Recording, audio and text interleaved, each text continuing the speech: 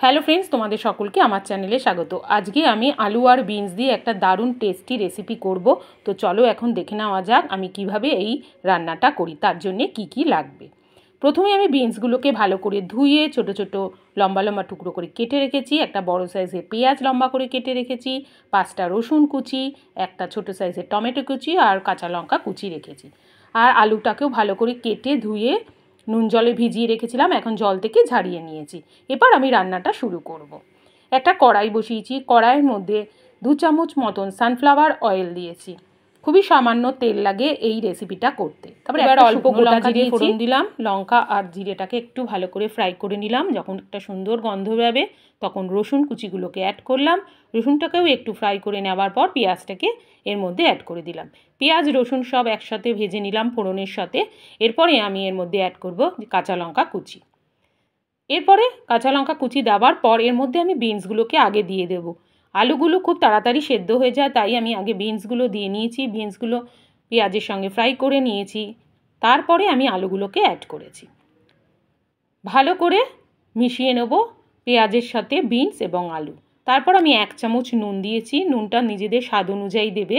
নুন দিয়ে একটু নাড়াচাড়া করার পর 1/2 চামচ আদা বাটা দিয়েছি। আদা বাটা দিয়েও একটু মিশিয়ে নিয়েছি যাতে আদার কাঁচা গন্ধটা না থাকে। 2-1 মিনিট ধরে মিশিয়ে নিয়েছি। এরপরে এর মধ্যে আমি কিছু গুঁড়ো মশলা দেব। 1 চামচ হলুদের গুঁড়ো, 1 চামচ কাশ্মীরি লঙ্কার গুঁড়ো, 1 চামচ ধনের গুঁড়ো। এই শুকনো মশলাগুলো একটু ভালো করে সবজির সাথে মিশিয়ে নেব। মিশিয়ে নেওয়ার পর ভালো করে মিশিয়ে নেওয়া হয়ে গেছে। একটু সময় ধরে এটাকে আমাদের ফ্রাই করে নিতে হবে। এরপরে আমি একটা টমেটো কুচি এর মধ্যে অ্যাড করব। টমেটো কুচি অ্যাড করার পর আমি এখানে সবজি মশলা অ্যাড করব। সবজি মশলাটা দিলে এই তরকারিটা কিন্তু খুবই টেস্টি হয়। এরপরে আমি যেহেতু মশলাটা পুড়ে যদি না যায়, আমি যেমন শুকনো মশলা দিয়েছি, তার জন্য অল্প অল্প গরম জল দেব আর আমি মশলাটাকে কষিয়ে নেব। এরপরে আমি 2-3 মিনিট ঢাকা দিয়ে রেখে 2-3 মিনিট পর ফিরে আসলাম। আমার মশলাটা ভালো করে কষে গেছে। অল্প অল্প জল দিয়ে কিন্তু বারবার মশলাটাকে একটু টাইম নিয়ে কষিয়ে নিতে হবে যাতে মশলার কাঁচা গন্ধ না থাকে। এরপরে আমি এখানে 1 বাটি গরম জল দিলাম। তোমরা যদি ঝোল রাখতে চাও বেশি একটু জল দেবে, আর যদি শুকনো করতে চাও অল্প করে জল দেবে। আর আমি এখানে একটু সামান্য নুন দিলাম, নুনটা কম হয়েছে তাই। এবার আমি 6-7 মিনিট ঢাকা দিয়ে রেখে দিয়েছি। 6-7 মিনিট পর দেখো আমার সবজিগুলো সেদ্ধও হয়ে গেছে, জলটাও অনেক টেনে গেছে, আলুও সেদ্ধ হয়ে গেছে, বিনসও সেদ্ধ হয়ে গেছে। আমি অল্প একটু ঝোল ঝোল রাখবো যাতে রুটি আর ভাত দিয়ে দুটো দিয়েই ভালো লাগে। 1/2 চামচ গরম মশলা দিলাম, তোমার দিতেও পারো, তোমরা নাও দিতে পারো।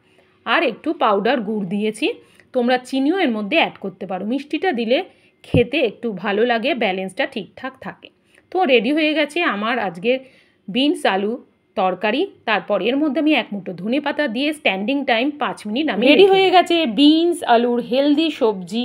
তো আমি খুব সহজভাবে সবজিটার তৈরি করেছি আর খুব তাড়াতাড়িও ঝটপট হয়ে যায়। তাহলে তোমাদের যদি আজকের এই বিনস আলুর সবজির ভিডিওটা ভালো লেগে থাকে, লাইক কমেন্ট শেয়ার করো। আর আমার চ্যানেলে যারা নতুন বন্ধু আছো চ্যানেলটাকে সাবস্ক্রাইব করে দিও। তোমাদের সাথে দেখা হবে আমার নেক্সট কোনো ভিডিওতে। বাই।